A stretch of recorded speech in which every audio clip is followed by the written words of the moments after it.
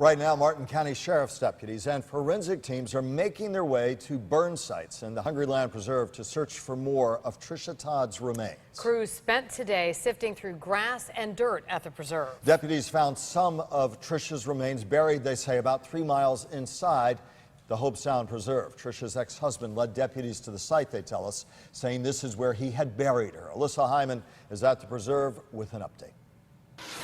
We did just get an update from the sheriff about 30 minutes ago. The sheriff telling us they still do not have all the remains of Tricia Todd, telling us they have found several burn sites there on the site, and also telling us what we heard earlier this morning, some very shocking news about how the sheriff believes Stephen Williams dismembered her body. New video tonight showing not only search teams but forensic experts meticulously examining the scene. The sheriff telling us this morning that cadaver dogs were alerting them to several spots in the area, and then that horrifying detail that he believes Stephen Williams used a chainsaw to dismember Tricia Todd's body and possibly used acid as well. But the sheriff telling us no weapons or other evidence has been uncovered, saying they are now having to look at an area much larger than they imagined. Close friends of Tricia Todd reacting to all of this horrifying news.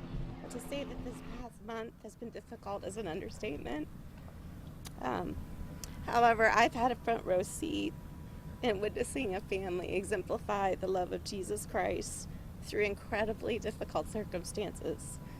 Their faith has not been shaken. Some other horrifying details from the sheriff, saying he believes that the holes dug out here may have been dug before Tricia Todd was murdered. The sheriff also telling us he believes that the acid might have been here at the site also before the murder. The sheriff telling us the medical examiner's office could not conclusively confirm that the remains belong to Tricia Todd, although the sheriff says he believes they do. We're reporting from the Hungry Land Preserve.